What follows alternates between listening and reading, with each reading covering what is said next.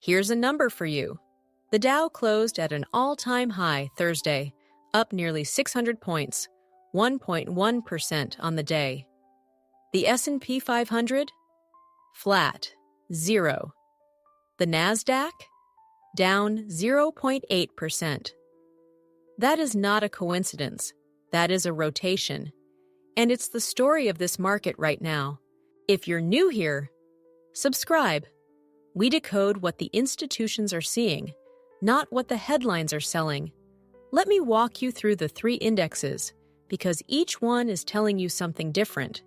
And together, they're painting a picture that most retail traders are missing.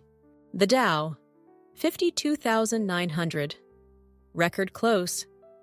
20th record of the year. 20. The old economy names: Apple up 5%, McDonald's up 4%, Disney up 4%, are dragging the average higher while tech burns. Why? Because the June jobs report dropped Thursday morning, and the number was bad. 57,000 jobs added. Half of what economists expected. 129,000 last month. The unemployment rate ticked down to 4.2%. But that's because people left the labor force, not because they found work. Here's what the institutional desks did with that number. They cut their July rate hike odds from 29% to 18%. September from 64% to 54%. Bad jobs data means the Fed stays on hold. And when the Fed stays on hold, money flows into the names that benefit from a stable, low-rate environment. Industrials, consumer staples, blue chips. That's the Dow. That's the rotation. Now the S&P 500. 7,483. Essentially unchanged. This is the tug-of-war index.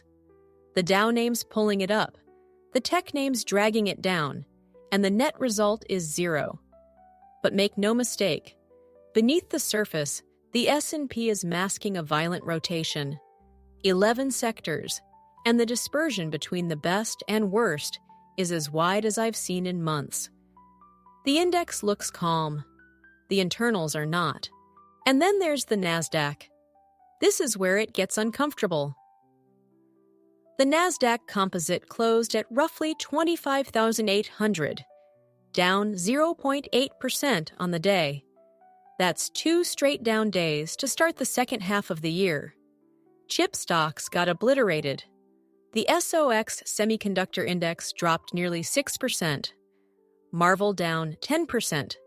The DRAM Memory ETF down 9%. SanDisk cratered 14%. Intel down 5%.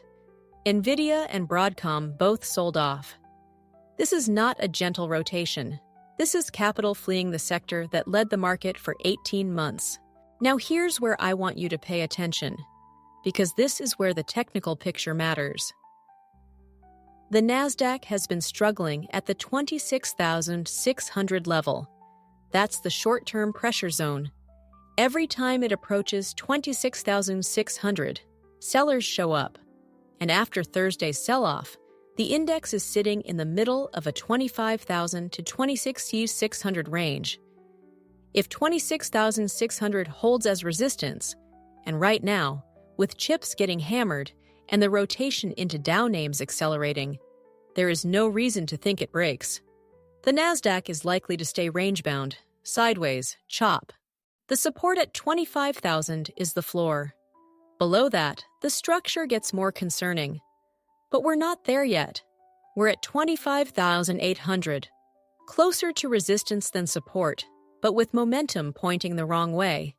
Here's what this means for you as a trader. The market is not in a broad sell-off. The Dow at a record tells you that. This is a targeted rotation. Money is rotating out of high-beta tech and chips, and into blue chips and defensives. If you're trading individual names, the direction of the Nasdaq matters less than the direction of your specific stock's sector. But for index traders, this is a caution signal. 3 things to watch going into next week. 1. The 26,600 level on the Nasdaq. Until that breaks, Assume the range holds. Range trading means selling resistance and buying support, not chasing breakouts that haven't happened. 2. The next Fed commentary. The market just repriced rate expectations based on one-week jobs report. If a Fed governor comes out next week and says, "We're still concerned about inflation," that repricing reverses. Rate-sensitive trades that worked Thursday will unwind. 3. Chip earnings. This is the third day of heavy semiconductor selling.